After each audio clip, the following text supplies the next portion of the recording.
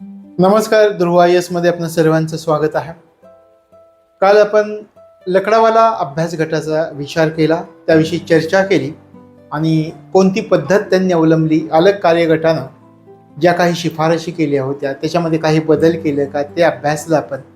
आज आपण महत्त्वाची समिती की आपल्या कंबाईन परीक्षेमध्ये, पूर्व परीक्षेमध्ये, मुख्य परीक्षेमध्ये किंवा राज्यसेवेच्या मुख्य परीक्षेमध्ये जास्तीत जास्त आतापर्यंत प्रश्न विचारले गेले ते सुरेश तेंडुलकर समितीवरती विचारले गेले. जास्तीत जास्त प्रश्न इतर घटकांवरतीही दारिद्र्याचे प्रश्न विचारले गेलेले आहेत, पण जास्तीत जास्त प्रश्न कोणत्या समितीवर विचारण्यात आलेले आहेत असं जर आपण विचार केला तर तेंडुलकर समितीवरती जास्तीत जास्त प्रश्न विचारण्यात आलेले आपल्याला दिसून येतात. आता सुरुवातीला आपण म्हटलं की अलग कार्यगट ज्यावेळी नियोजन आयोगानं सुरुवातीला नेमला, मग पुढे त्याच्यामध्ये दारिद्र्य काढण्याच्या पद्धतीमध्ये आणखी सुधारणा व्हाव्यात या उद्देशानं आपल्याला लकडावाला अभ्यास गटाची नेमणूक केलेली दिसते. मग लकडावाला अभ्यास गटाने काही नवीन पद्धती सुद्धा सुचवल्या.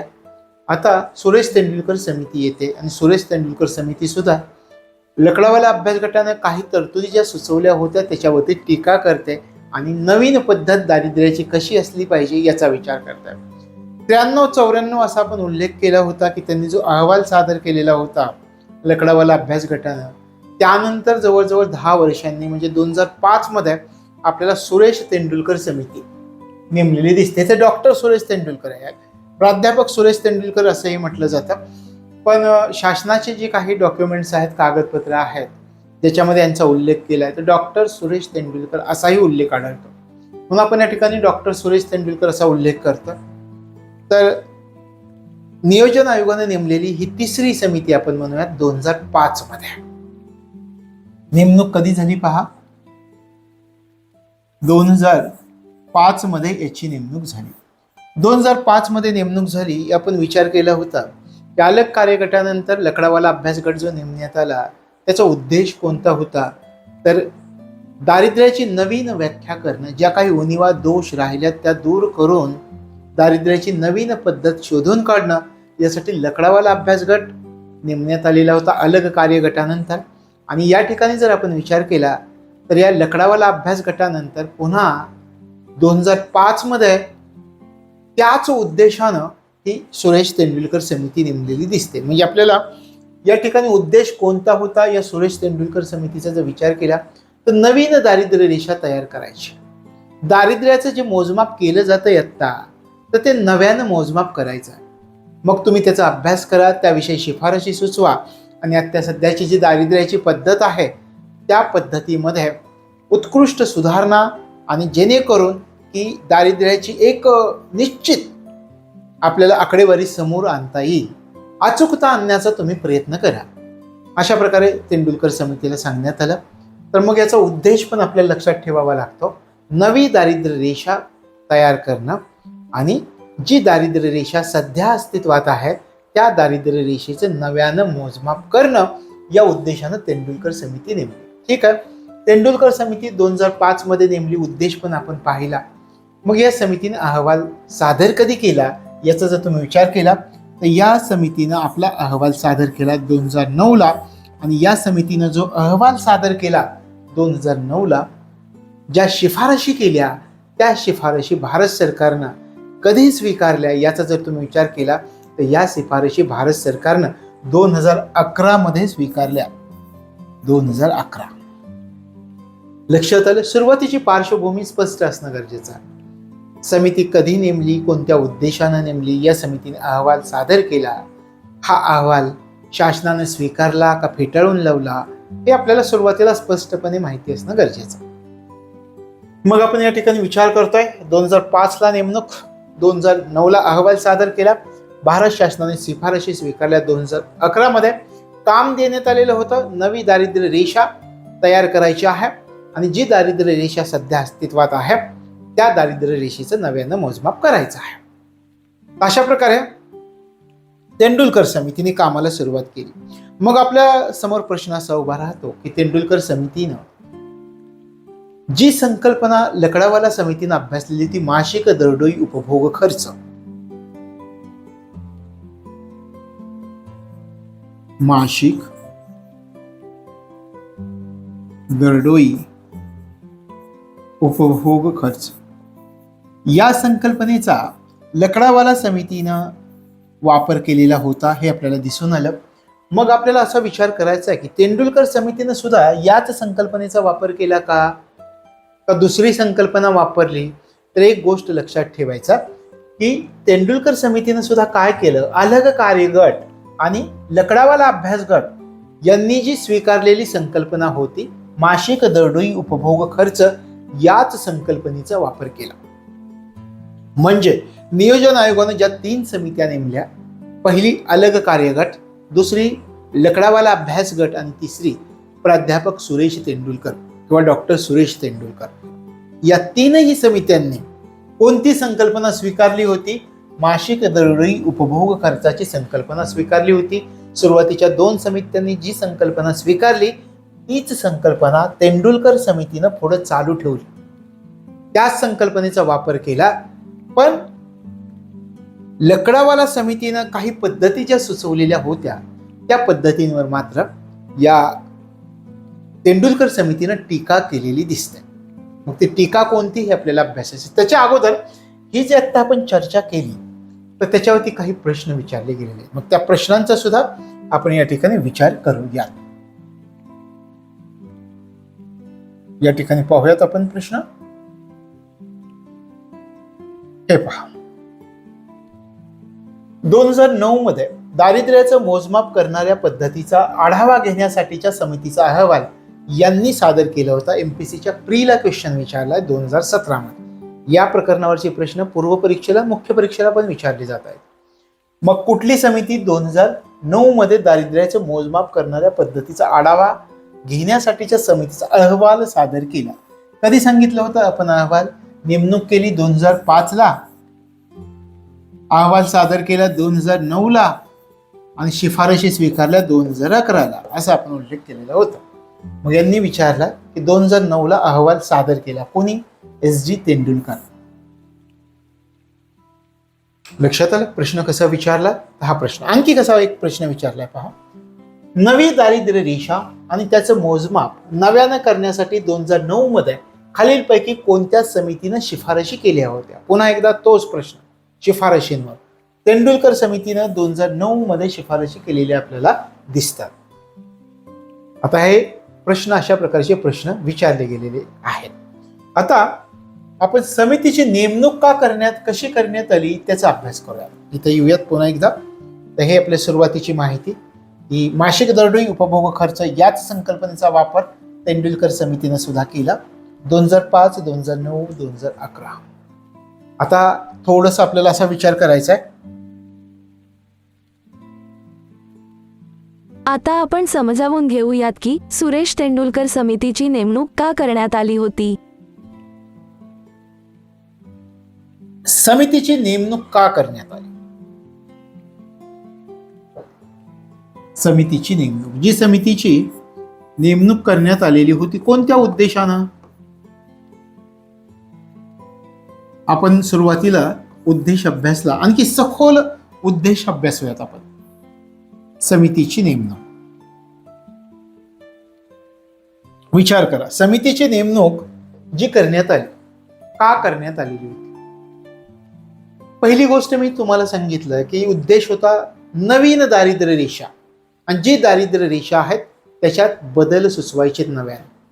हे असं सरकारला का सुचलं याचा जर तुम्ही विचार केला तर दारिद्र्य मापनाचा प्रश्न जो आता नव्यानं निर्माण झालेला होता त्याच्यामध्ये 2 प्रश्न निर्माण झालेला होता. पहिला प्रश्न होता आर्थिक आणि सामाजिक विकासाचा प्रश्न. पहा कसा काय विचार करत होतं सरकार याचा आपण विचार करूया. आर्थिक व सामाजिक विकासाचा प्रश्न निर्माण झाला होता. आर्थिक व सामाजिक विकासाचा प्रश्न हा पहिला प्रश्न निर्माण झालेला होता. एक प्रश्न हा निर्माण झाला होता आर्थिक आणि सामाजिक विकासाचा प्रश्न. आणि दुसरा प्रश्न असा निर्माण झाला होता याच्यावरूनच की दारिद्र्य मापनाची सध्याची जी पद्धत आहे ती पद्धत योग्य आहे की अयोग्य आहे.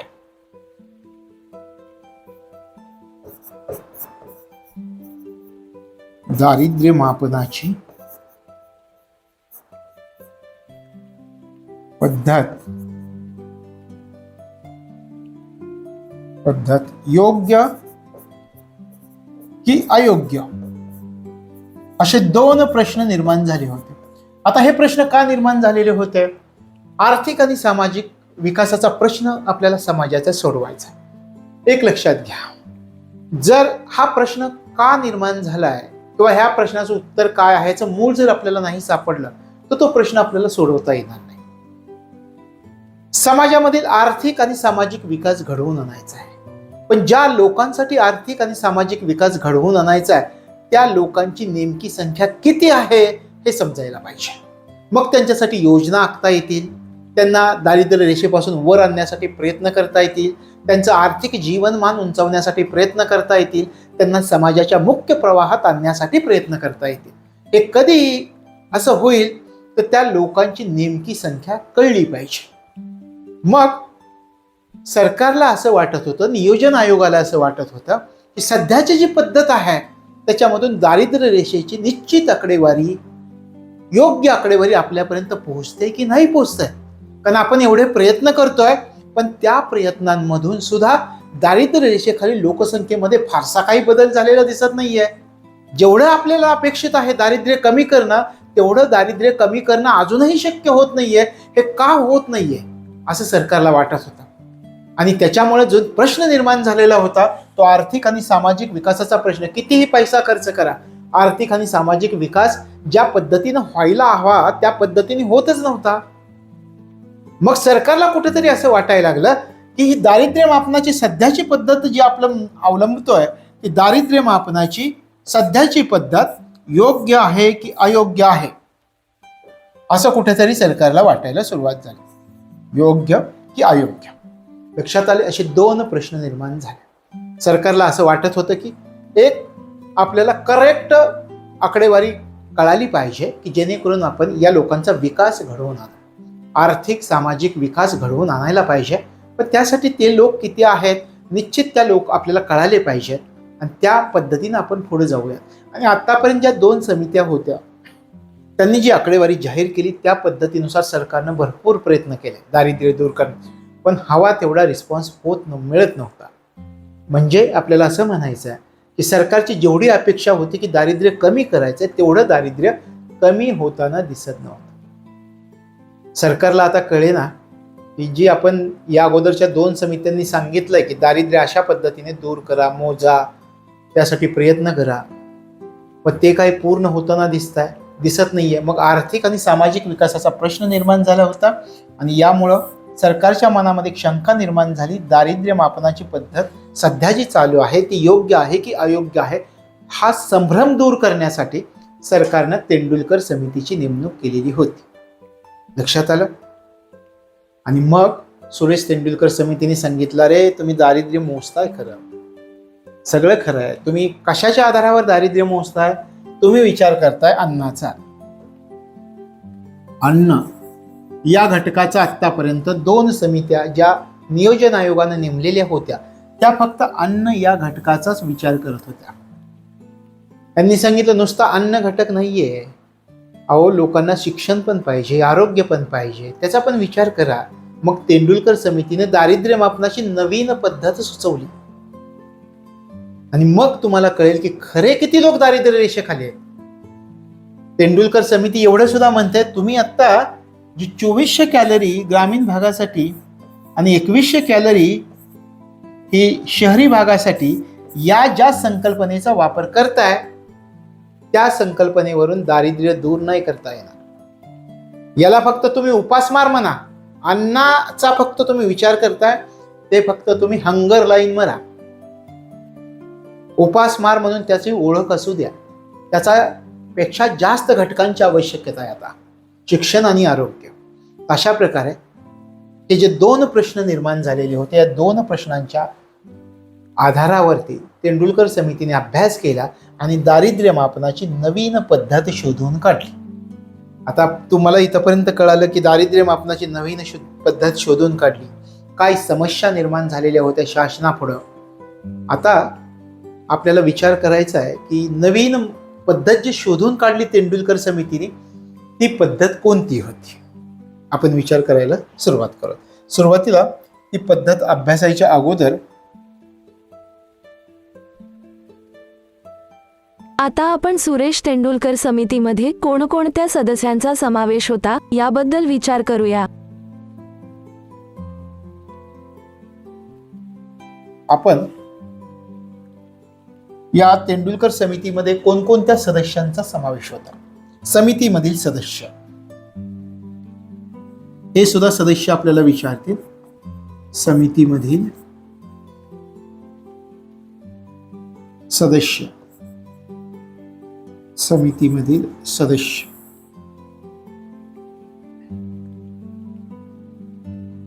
तुम्ही कदाचित तुम्हाला हे सदस्य माहीत असतील. तुमची थोडीशी रिव्हिजन होईल. अध्यक्ष कोण होतं? सुरेश तेंडुलकर. हे सुरेश तेंडुलकर हे याच्यामधले अध्यक्ष. साहजिकच आहे, आपण तेंडुलकर समिती असंच म्हणतात. याच्यातले महत्वाचे सदस्य आर राधाकृष्ण, आर राधाकृष्णन यांचं एक नाव महत्वाचं आहे. त्याच्यानंतर सुरंजन सेन गुप्ता, सुरंजन सेन गुप्ता. त्यानंतर शेवटचे आहेत राघव गाईया, राघव गाईया. तर हा एक प्रश्न तुमचा या ठिकाणी लक्षात ठेवायचा की तेंडुलकर समितीमध्ये कोणकोणत्या सदस्यांचा समावेश होता. लक्षात येतं? तेंडुलकर समितीमध्ये कोणकोणत्या सदस्यांचा समावेश होता. अध्यक्ष सुरेश तेंडुलकर होते. या ठिकाणी आपण पाहतो सुरेश तेंडुलकर. सदस्य आर राधाकृष्णन, सुरंजन सेन गुप्ता, राघव गाईया. हे सदस्य आपल्या लक्षामध्ये राहिले पाहिजे. यानंतर पुढच्या मुद्द्याचा आपण विचार करूयात. आता पुढच्या मुद्द्याचा जर विचार केला तर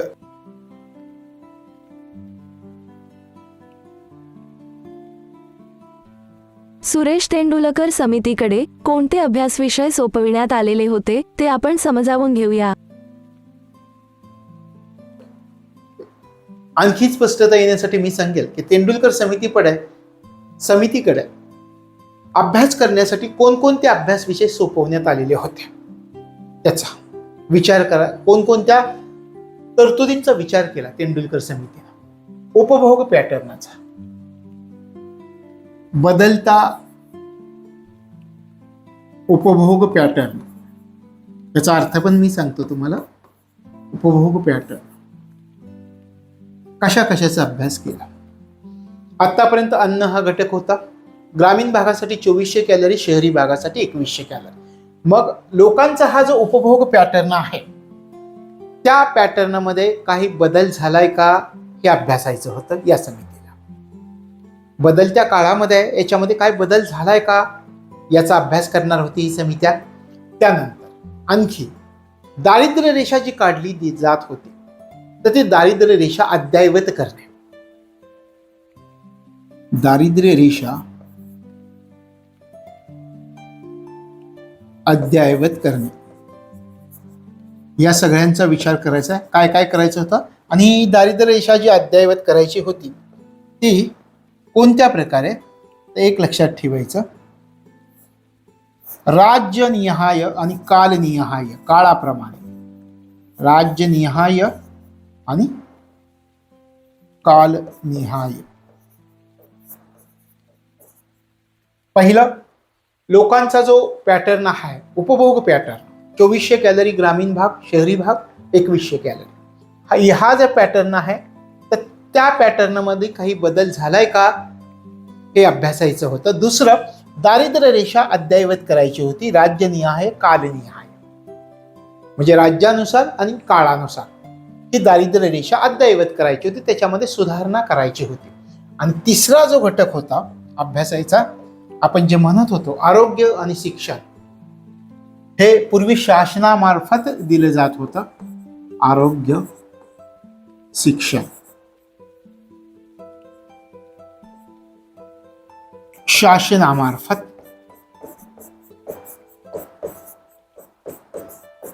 उपलब्ध या गोष्टींचा विचार करायचा होता. कोणत्या गोष्टींचा सुरेश तेंडुलकर समिती अभ्यास करणार होती? लक्षात आलं, स्पष्टता आली पाहिजे अभ्यासामध्ये. सुरेश तेंडुलकर समिती कोणत्या घटकांचा प्रामुख्याने अभ्यास करणार होती? लोकांच्या उपभोग पॅटर्नमध्ये जो बदल झालाय, बदल होतोय का ते अभ्यासायचं होतं. दारिद्र्य रेषा जी सध्याची आहे ती अद्ययावत करायची होती. ती कशी अद्ययावत करायची होती? राजनिहाय, कालनिहाय. त्यानंतर आरोग्य आणि शिक्षण हे घटक पूर्वी जे शासनामार्फत उपलब्ध करून दिले जात होते त्याविषयी गृहीत तपासायचं होतं. अशा पद्धतीनं या सुरेश तेंडुलकर समितीकडे अभ्यास गट किंवा अभ्यासाचे विषय सोपवले गेलेले होते. हे सगळं झालं, तेंडुलकर समितीकडे हे विषय वगैरे आले. तेंडुलकर समितीनं अभ्यास पण केला. तेंडुलकर समितीनं अभ्यास केला आणि सांगितलं की सध्याची जी व्यवस्था आहे त्या व्यवस्थेमध्ये कोणकोणते दोष आहेत. मग तेंडुलकर समितीनं कोणते दोष सुचवलंय हे आपल्याला माहिती असणं गरजेचं आहे. कोणत्या त्रुटी दाखवून दिल्या ते आपल्याला पाहायचं आहे.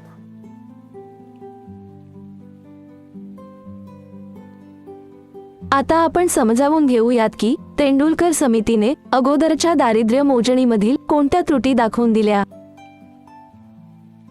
आपण म्हणूयात तेंडुलकर समितीनं दाखवलेल्या त्रुटी असं म्हणूयात.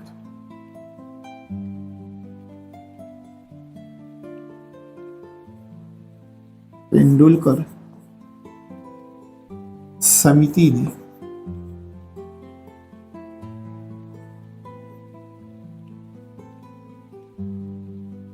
निदर्शनास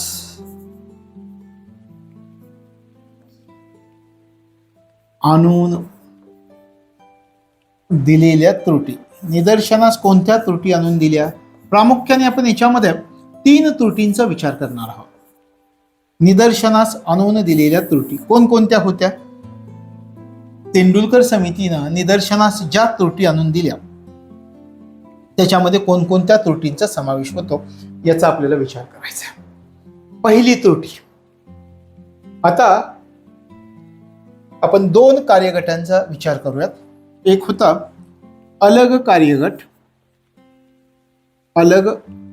आणि दुसरा होता आपण लकडावाला समिती. टीका कशावरती केली ते आपण विचार करूयात.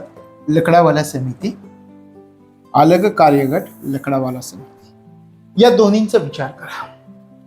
यांनी कोणत्या घटकाचा विचार केला होता? एकमेव घटक अन्न या घटकाचा, एकमेव घटकाचा यांनी विचार केला होता. अन्नाचा विचार केला यांनी आतापर्यंत.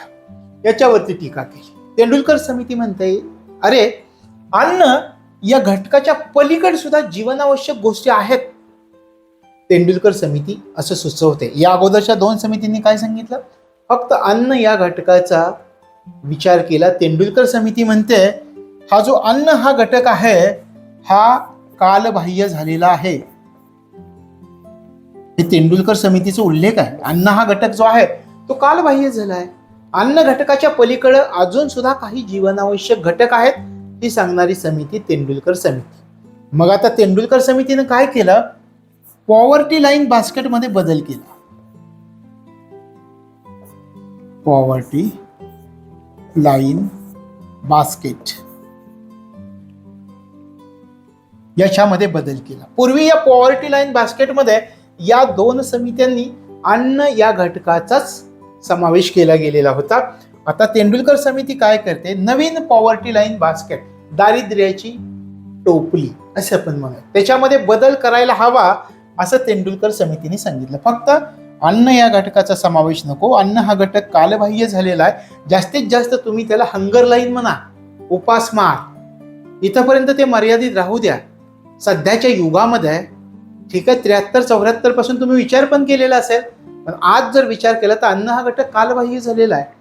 लोकांच्या जीवनामध्ये अनेक इतर सुद्धा आवश्यक गोष्टी आहेत.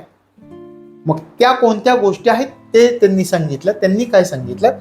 शिफारस केली, तुम्ही काय करा, अन्न या घटकाबरोबरच शिक्षण आणि आरोग्य या घटकाचा सुद्धा समावेश त्याच्यामध्ये करा. ही नवीन पॉवर्टी लाईन बास्केट नवीन दारिद्र्याची टोपली. पूर्वी अन्न या घटकाचा समावेश होता. यांनी सांगितलं अन्न हा घटक कालबाह्य झालेला आहे. नवीन पॉवर्टी लाईन बास्केट सुचवली, दारिद्र्याची टोपली सुचवली तेंडुलकर समितीनं. सांगितलं अन्न हा घटक तर घ्याच, पण त्याचबरोबर शिक्षण आणि आरोग्य या जीवनावश्यक गोष्टी सुद्धा आहेत, त्यांचा सुद्धा विचार केला पाहिजे. हे घटक सुद्धा विचारात घेतले पाहिजेत असं सांगणारी तेंडुलकर समिती. आणि मग तेंडुलकर समितीने सांगितलं दारिद्र्य काढताना तुम्ही आतापर्यंत फक्त अन्न हा घटकच विचारात घेत होता, पण इथून पुढच्या कालावधीमध्ये ज्यावेळी दारिद्र्य काढलं जाईल त्यावेळी अन्न या घटकाबरोबरच शिक्षण आणि आरोग्य या घटकांचा सुद्धा विचार झाला पाहिजे. ही झाली दारिद्र्याची नवीन टोपली. पहिली त्रुटी दाखवली त्यांनी, अन्न हा घटक फक्त जो तुम्ही घेताय दारिद्र्याच्या टोपलीमध्ये तो कालबाह्य झालाय, त्याला फक्त उपासमार इथपर्यंत मर्यादित ठेवा, हंगर लाईन असं म्हणा जास्तीत जास्त. पण सध्या इतरही काही जीवनावश्यक गोष्टी आहेत, त्याच्यामध्ये अन्नाबरोबर शिक्षण आणि आरोग्याचा सुद्धा त्याच्यामध्ये समावेश व्हायला हवा. हे पॉवर्टी लाईन बास्केटमध्ये या दोन गोष्टी सुद्धा घेतल्या पाहिजेत हे तेंडुलकर समितीने सांगितलं. इथपर्यंत कळलं. पहिली त्रुटी काय होती? या दोघांनी सांगितलं होतं अन्न या घटकाचा समावेश पॉवर्टी लाईन बास्केटमध्ये होता. त्यांनी सांगितलं पॉवर्टी लाईन बास्केट चेंज करायला पाहिजे, बदलायला पाहिजे. आता बदलत्या काळानुसार आपण काय म्हणलं होतं, कालनिहाय राजनिहाय. या ठिकाणी पहा अगोदरच्या याच्यामध्ये राज्यनिहाय कालनिहाय दारिद्र्य रेषा अद्ययावत करायची त्यांना सांगितले, अभ्यासाचा विषय आहे.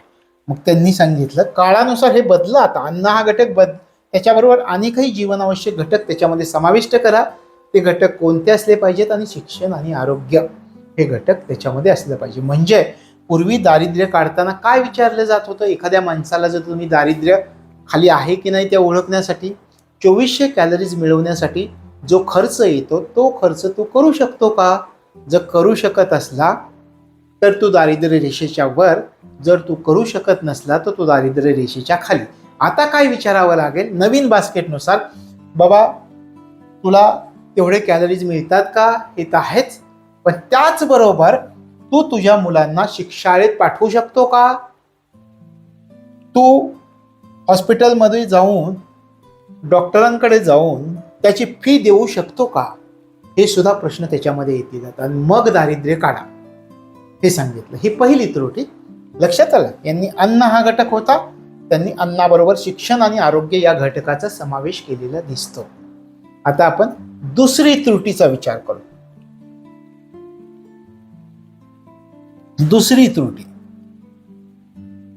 दुसरी त्रुटी कोणती सांगितली ते पण विचार करूयात.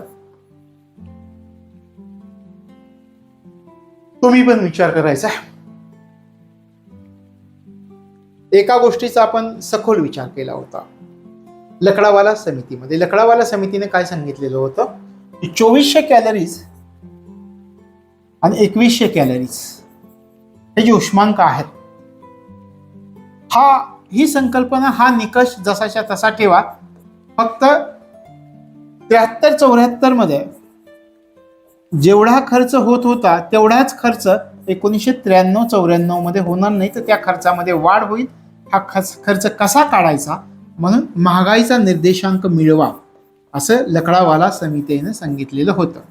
महागाईचा निर्देशांक त्याच्यामध्ये मिळवा आणि किंमत काढा असं लकडावाला समितीने सांगितलं. लक्षात येते? आठवलं? तशा प्रकारे लकडावाला समितीने सांगितलेलं होतं. आता याच्यावरती तेंडुलकर समितीनं टीका केली. तेंडुलकर समिती काय म्हणते, दारिद्र्य रेषा निश्चित करण्यासाठी 1973-74चा खर्च त्याच्यामध्ये चलनवाढीचा महागाईचा निर्देशांक जो तुम्ही मिळवताय तो चुकीचा आहे. तेंडुलकर समितीनं टीका केली. दुसरी त्रुटी दाखवली. आपण हे लकडावाला समिती काय करत होती हे पण मागच्या ह्याच्यामध्ये सविस्तर अभ्यासलाय. हा घटक तुम्ही जर पाहिला असेल तर तुमच्या लगेच लक्षात येईल. लकडावाला समिती 1973 मध्ये एवढं अन्न मिळवण्यासाठी, ग्रामीण भागामध्ये 2400 कॅलरीज मिळवण्यासाठी करण्यात येणारा जो खर्च आहे तो खर्च 93 मध्ये वाढला. मग तो ज्या खर्चामध्ये वाढ झाली तो कशामुळे? महागाईच्या निर्देशांकामुळे 93-94 मध्ये, कारण 73-74 मधले आपण विचार केला एक गोष्ट 1 रुपयाला असेल, तर 93-94 मध्ये 1च रुपयाला असेल का, तर जास्त किमतीची असेल.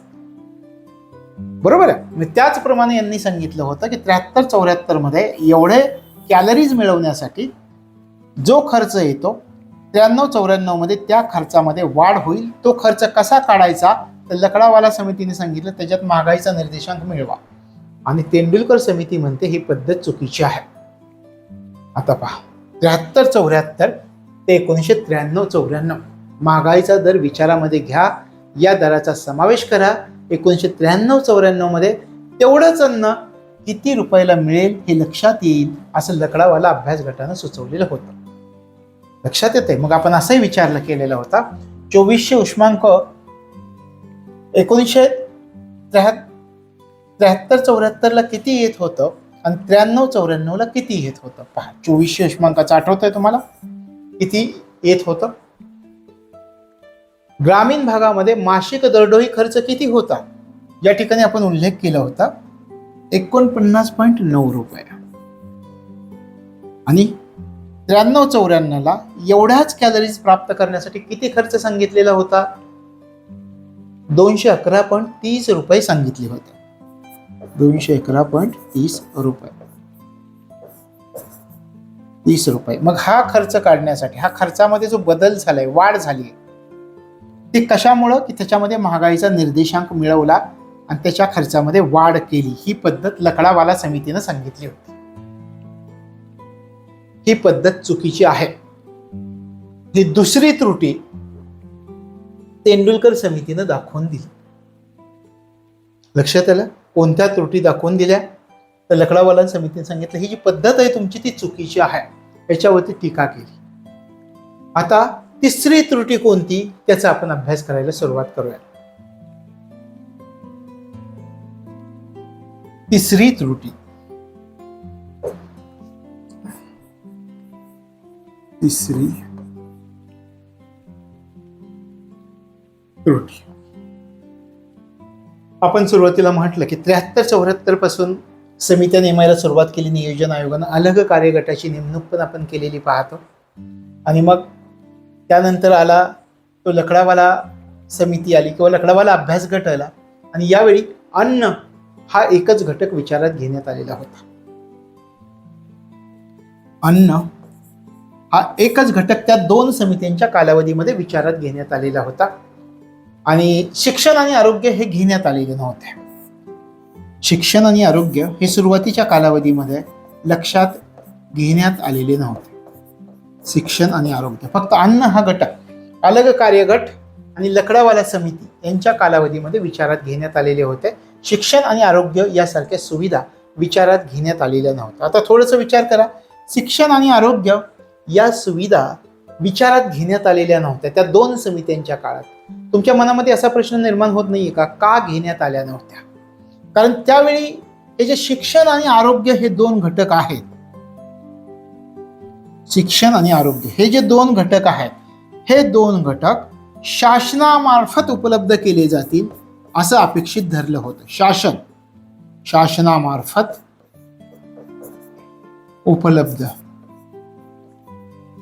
उपलब्ध करून दिले जातील असं अपेक्षित धरण्यात आलेलं होतं. आता तेंडुलकर समिती काय म्हणते? तेंडुलकर समिती म्हणते की शिक्षण आणि आरोग्य हे शासनामार्फत उपलब्ध होईल असं जे तुम्ही अपेक्षित धरलंय ते शासनाला शक्य नाही. शासन शिक्षण आणि आरोग्य याच्यावरचा खर्च करू शकत नाही.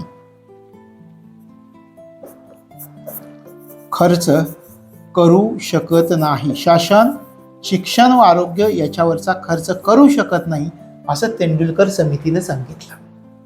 मग तेंडुलकर समितीने सांगितलं की शिक्षण आणि आरोग्य याच्यावरचा जो तुम्हाला खर्च करायचा आहे तो स्वतः करायचा आहे, त्या व्यक्तीनं करायचा आहे. हा खाजगी खर्च असणार आहे, त्याच्यावरती शासन खर्च करू शकणार नाही.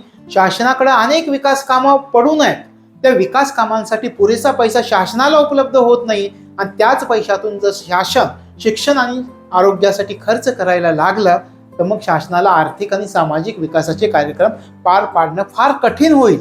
आणि मग त्यासाठी काय, तर शिक्षण आणि आरोग्य याच्यावरती शासन खर्च करू शकत नाही. हा खर्च कोणाला करावा लागेल? हा खर्च त्या प्रत्येक व्यक्तीला करावा लागेल, वैयक्तिक खर्च करावा लागेल.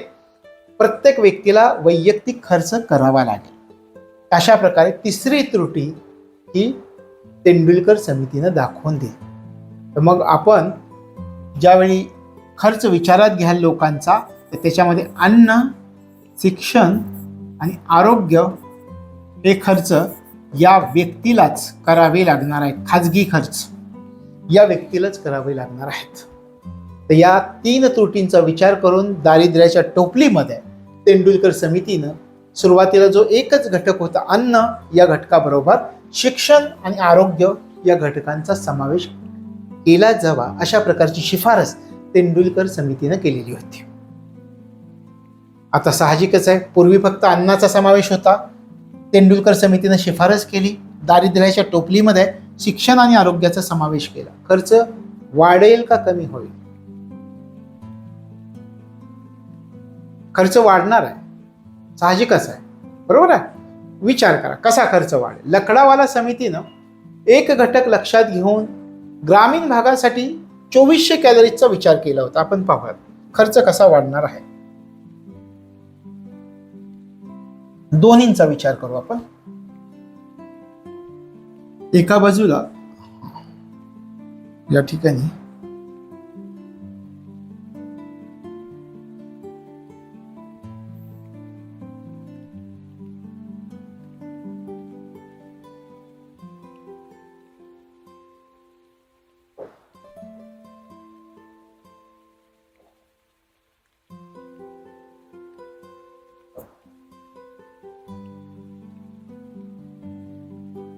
लकडावाला समिती हे तुम्ही लक्षात घ्याल आणि इथं आपण तेंडुलकर म्हणूयात. तेंडुलकर समिती यांनी कोणता घटक विचारात घेतला होता? फक्त अन्न हा घटक विचारात घेतला. अन्न घटक फक्त विचारात घेतला. मग 2400 कॅलरीजसाठी यांनी रक्कम काढली होती की ग्रामीण भागासाठी 2400 कॅलरीजसाठी किती खर्च येईल, हे कोणत्या वर्षी हे पण आपण लक्षात घ्या. 2004-5 मध्ये हे जे आहे ते पण आपण लक्षात घ्या. 2004-5 चा जर विचार केला आपण, 5 ची समिती आहे आपण म्हणतो. अन्न हा घटक फक्त लकडावाला समितीनं विचारात घेतला होता. 2400 कॅलरीजसाठी ग्रामीण भागासाठी प्रत्येक व्यक्तीला जे 2400 कॅलरीज प्राप्त करून द्यायचे होते, त्यासाठी मासिक दरडोई उपभोग खर्च जो लकडावाला समितीने सांगितलेला होता तो होता 356.30 रुपये. 356.30 रुपये. किती घटक विचारात घेतलेत? एकच घटक विचारात घेतलाय, अन्न. तेंडुलकर समितीने काय केलं? अन्न, शिक्षण आणि आरोग्य हे 3 घटक विचारात घेतले. अन्न प्लस शिक्षण प्लस आरोग्य हे 3 घटक तेंडुलकर समितीनं विचारात घेतली. आता पहा, अन्न या घटकावर 2400 कॅलरीजसाठी 356.30 रुपये मासिक दरडोई उपभोग खर्च, महिन्याला तेवढा खर्च त्याला करता आला पाहिजे. तर तो दारिद्र्य रेषेच्या वर नाही करता आला तर ती व्यक्ती दारिद्र्य रेषेच्या खाली, APL BPL या दोन्हींचा विचार, APL BPL एवढा खर्च करता आला लकडावाला समितीच्या शिफारशीनुसार किंवा पद्धतीनुसार ग्रामीण भागातल्या एखाद्या व्यक्तीला, तर तो दारिद्र्य रेषेच्या वर नाही करता आला तर दारिद्र्य रेषेच्या खाली. आता यांनी 3 घटकांचा समावेश केला. मग किंमत वाढेल का? वाढेल, कारण शिक्षण आणि आरोग्यावरती पण खर्च वाढला. मग 2004-5 लाच ग्रामीण भागामध्ये याला काय उपलब्ध करून द्यायचं होतं? 2400 कॅलरीज अन्नाच्या स्वरूपात तो उपलब्ध करून द्यायच्यातच आहेत, आणि शिवाय शिक्षण आणि आरोग्य.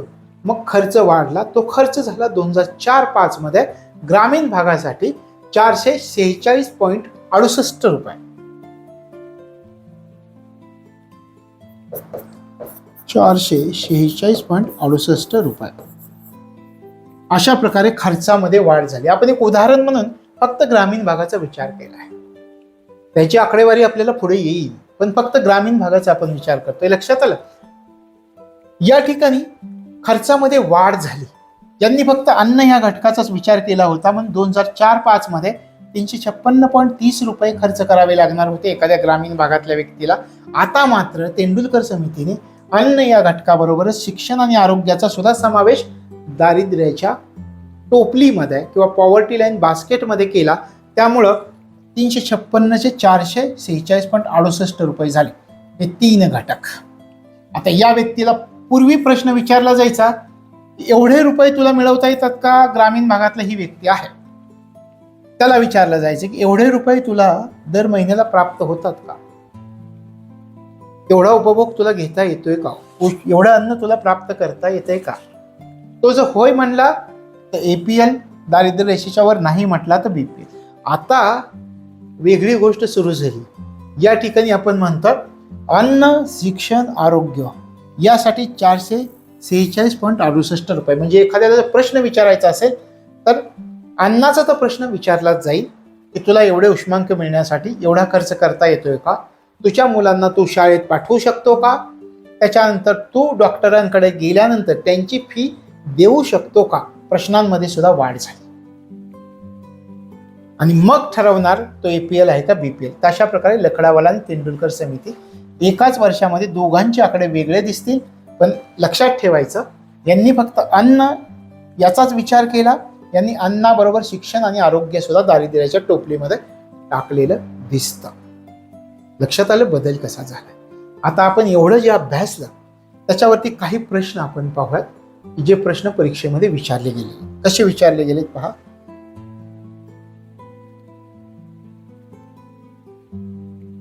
हे पहा, मोठा प्रश्न आहे. MPSC मेन्स 2014 विचारला.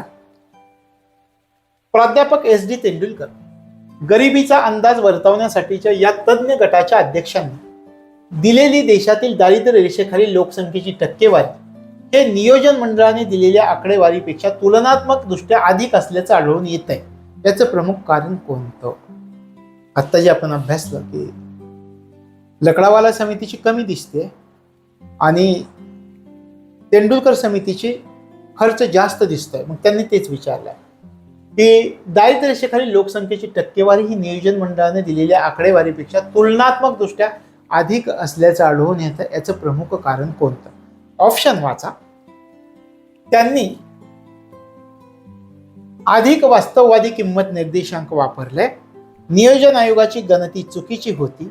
तिसरा ऑप्शन, उदारीकरणाचा गरिबीवर वाईट परिणाम झाला.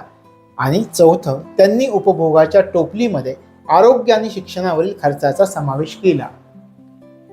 लक्षात येतं कशामुळे खर्च वाढला, टक्केवारी कशामुळे वाढली? आपण या ठिकाणी म्हटलं की वाह, आता याच्यामुळं पूर्वी जेवढे लोक दारिद्र्य रेषेखाली होते त्याचा विचार तुम्ही केला तर त्याच्या तुलनेमध्ये विचार केला तर इथं दारिद्र्य रेषेखाली जे लोक होते त्याच्यापेक्षा तिकडे टक्केवारी वाढेल, तिकडे रक्कम वाढलेली आपल्याला दिसते. म्हणजे पहा, या ठिकाणी 2004-05 लकडावाला अभ्यास गटाला किती दारिद्र्य आढळून आलं याचा सुद्धा आपल्याला विचार करता येतो. फक्त अन्न या घटकाचा विचार करून लकडावाला अभ्यास गटाला 27.5% दारिद्र्य आढळून आलं होतं.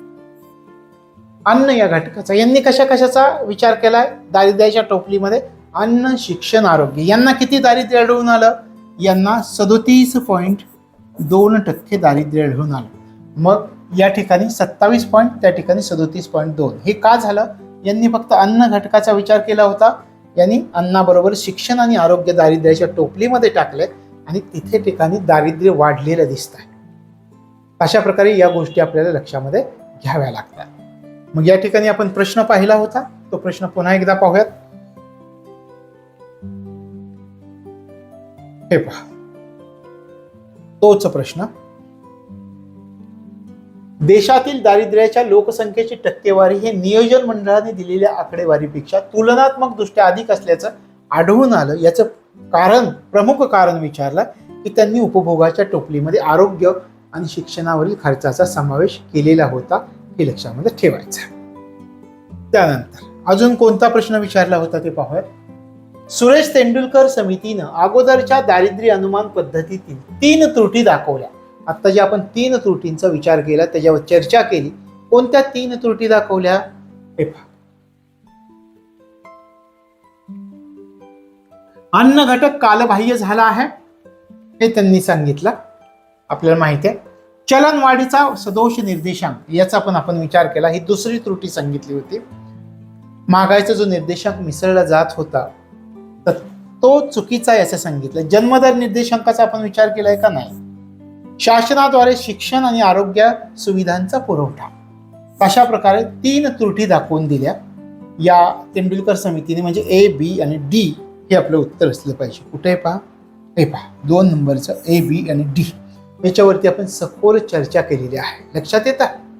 आणखी प्रश्न पहा याच्यावरती. तेंडुलकर समितीच्या शिफारशीनुसार दारिद्र्य रेषा ठरवण्यासाठी पुढील बाबींवर केलेला खर्च समाविष्ट करण्यात यावा. आता पहा कुठल्या. शिक्षण, आरोग्य, ऊर्जा वापर. कोणतं ऑप्शन. शिक्षणाचा वापर केला जावा, आरोग्याचा वापर केला जावा. म्हणजे या ठिकाणी फक्त अ आणि ब हे उत्तर आपल्याला शोधता येतं. आणखी प्रश्न पाहूयात आपण. आता जे आपण अभ्यासलं त्याच्या.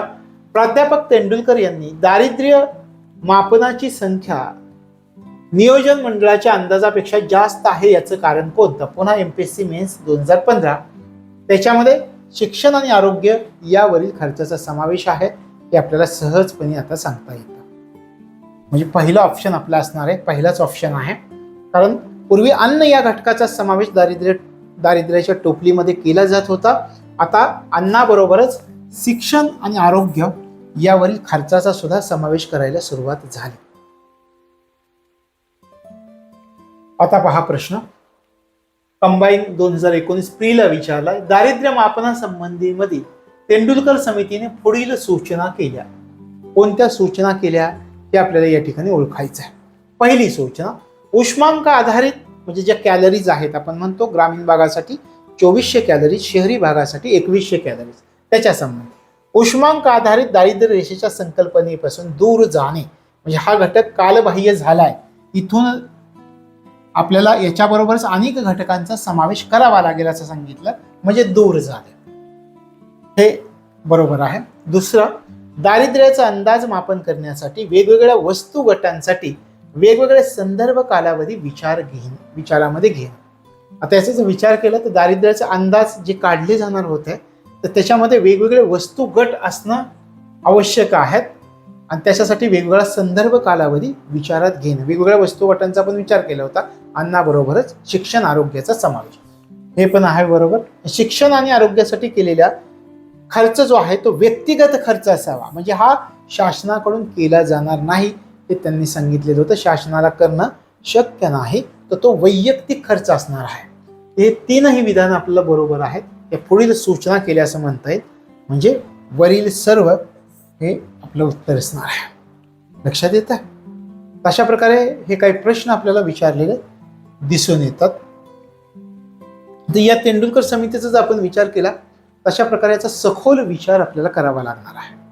हा सखोल विचार करताना तेंडुलकर समितीनं जुन्या पद्धतीमध्ये ज्या त्रुटी दाखवून दिल्या त्या त्रुटी आपल्याला लक्षामध्ये ठेवाव्या लागतात. म्हणजे ग्रामीण भागामध्ये पूर्वी 2400 कॅलरीज, शहरी भागामध्ये 2100 कॅलरीज हे जे अन्न या घटकाचाच फक्त वापर केला जात होता, तर याच्याही पुढे जाऊन या तेंडुलकर घटकानं शिक्षण आणि आरोग्य या घटकाचा समावेश आपल्याला दारिद्र्याच्या टोपलीमध्ये केलेला दिसून येतो. आणि मग त्यांनी असंही सांगितलं की तुम्ही जे 2400 कॅलरीज, 2100 कॅलरीज हा घटक कालबाह्य झालेला आहे, तर हे लक्षामध्ये ठेवायचं.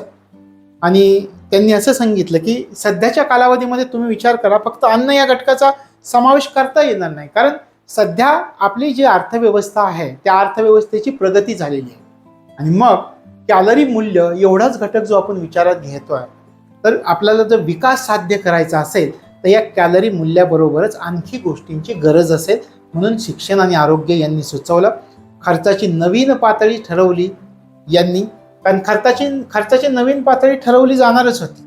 पूर्वी अन्न घटकाचा विचार केला जात होता, आता शिक्षण आणि आरोग्य त्याच्यात समावेश झाला, म्हणजे ती खर्चाची पातळी वाढली. आणि महागाईचा निर्देशांक जो लकडावाल्या समितीनं मिसळला होता ती पद्धत कशी चुकीची आहे ही दाखवून देणारी समिती. शिवाय तेंडुलकर समितीनं हेही सांगितलं की तुम्ही जर असा विचार करताय शिक्षण आणि आरोग्य हे शासनामार्फत उपलब्ध होईल हे चुकीचं आहे. शासनाला एवढा खर्च करणं शक्य होणार नाहीये, तर तो वैयक्तिक खर्च असणार आहे. तर या त्रुटींचा विचार करून तेंडुलकर समितीनं पॉवर्टी लाईन बास्केटमध्ये आता अन्नाबरोबरच शिक्षण आणि आरोग्य या घटकांचा समावेश केला आणि तो जो खर्च आहे तो वैयक्तिक खर्च असणार आहे, शासन खर्च करणार नाही असं दाखवून दिलेलं होतं. हा होता आपला पहिला भाग. कारण एवढं समजावून घेणं गरजेचं आहे, कारण यांच्या तेंडुलकर समितीचा जर विचार केला तर आणखी एक याचा एवढाच व्हिडिओ तयार होणार आहे आणि मग ती समिती आपल्याला पूर्णपणे समजावून घ्यावी लागते. पूर्व परीक्षा आणि मुख्य परीक्षेमध्ये दोन्हीमध्ये प्रश्न नक्की विचारतात या प्रकरणावरती. त्याच्यामुळं ही समिती सगळ्यात महत्त्वाची आणि या समितीवर आत्तापर्यंत जास्तीत जास्त प्रश्न विचारले गेलेले आहेत. याच्या दुसऱ्या भागामध्ये तेंडुलकर समितीनं कोणते नवीन बदल सुचवले होते आणि ते बदल प्रत्यक्षात कसे आले आणि त्या समितीने दिलेली आकडेवारी आपण अभ्यासणार आहोत. तर या ठिकाणी आपण थांबतो. भेटूया पुढच्या भागामध्ये. तोपर्यंत तुम्हाला तुमच्या अभ्यासासाठी मनापासून शुभेच्छा.